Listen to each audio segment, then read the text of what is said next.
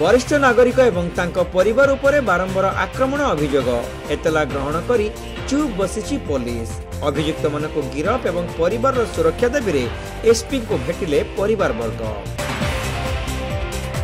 बालेश्वर जिला खैरा थाना अंतर्गत पोहड़ा ग्रामर प्रभाती दास एवं तांको परिवार लोकों को जमी जमा घटना रे पड़ोशी द्वारा संघबद्ध भाव आक्रमण एवं घर भांगिबा घटना तीव्र रूप नेछि। गत मे मास 17 तारिख ठारू आज पर्यंत विभिन्न समय प्रभाती दास एवं तांको परिवार उपरे आक्रमण एवं जून मास 5 तारिख रे प्रभाती उपरे पड़ोशी जुलम चरम सीमार पहुंची। अभियुक्त मानकर आक्रमण रे प्रभाती बाम आखिरे गभीर आघात लागितिला। पुओ उद्धार करी खैरा गोष्ठी स्वास्थ्य केन्द्र रे तांको भर्ती करी चिकित्सा कराइतिले। खैरा थाना पुलिस एतला पाई मामला रुजु करितिला।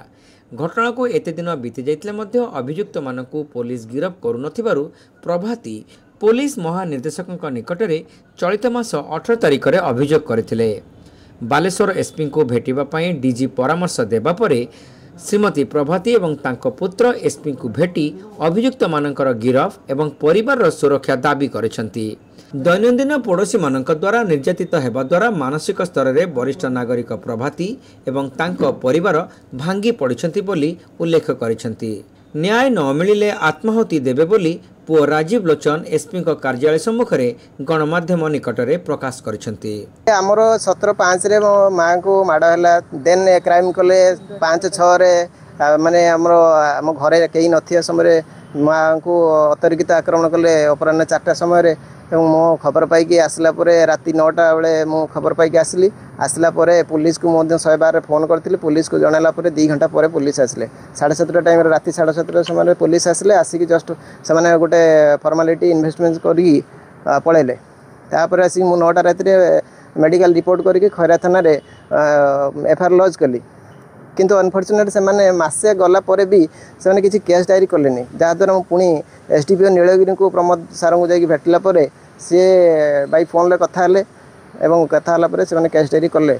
मासे परे तार मासे परे से गोटे स्पॉट विजिट कले। पुणी एसडीपीओ को भेटला परे जाकि से स्पॉट विजिट कले।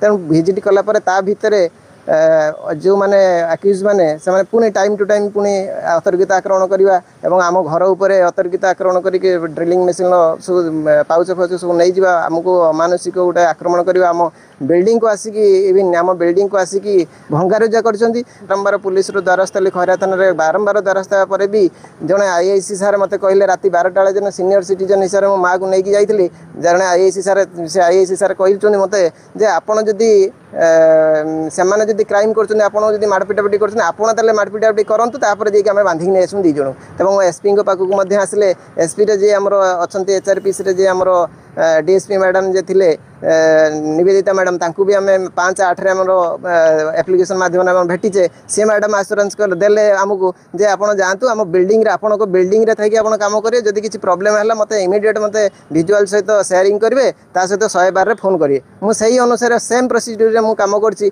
काम करिया परे 112 रे फोन कली मैडम को शेयरिंग कली वीडियो शेयरिंग कली। मैडम कहले हम बुझुछि एमति कहि कि तापर किछि आउ सेमति आईन अनुसार किछि दृष्टांतमूलक नेले नै। 17-8 रे मु गली आपनकर केन्द्रांचल डीजी आमर कटक सेठी पहुँचा पर माँ को लेकिन जाइली। सेठी से डीजी सार मते कहले जे आमर कौन से आईन ना जे कहार बांधार आईन ना। जदि आपण 15 दिन मेडिकल रहीकि मरीगले तापर जाकि मरी जावा पर आम आक्यूज मान को बांधि पारू। तेणु यहाँ कि प्रकार आईन चलती ओडिशा रे मु सरकार को आम नवेदन आम आज्ञा चाहूँ आमर सुरक्षा जीवन प्रति आम प्रथम सुरक्षा दरकार। ताले बाध्य होइकि आम परिवार वर्ग आम निष्पत्ति नेउ आम एसपी पाखे आसिक आम आत्माहुति देमु न जीवन हारि देमु। आउ किछि उपाय नहीं आज्ञा।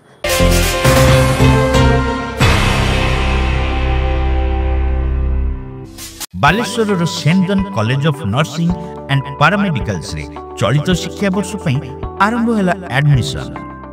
Odisha University of Health Science और डीएमईटी स्वीकृति प्राप्त तथा निजस्व कैंपस हॉस्टल सहित 100 बेडेड हॉस्पिटल और रिहैबिलिटेशन सेंटर थिबा उत्तर ओडिशार एकमात्र नर्सिंग कॉलेज। एठारे बैचलर ऑफ फिजियोथेरापी बा बीपीटी कोर्स रे नाम लेखाइबा पई आज ही आसंतु। मने रखंतु बीपीटी कोर्स सरीबा परे छात्र छात्री माने निज नाम आगरे डाक्टर लिखिबार सुजोग पाइबे। ख्रिस्टियन भैल्यू और डिसिप्लिन सहित अभिज्ञ शिक्षकों शिक्षादान ई क्लासेस 24 घंटिया निजस्व हॉस्पिटल रे प्रैक्टिकल ट्रेनिंग उभय बालक और बालिका स्वतंत्र हॉस्टेल प्रभृति सुविधा सहित कोर्स सरिबा परे कॉलेज रो निजस्व हॉस्पिटल रे 6 मासर इंटर्नशिप जहाँ छात्र छात्री नियुक्ति पई बेस सहायक हेबो।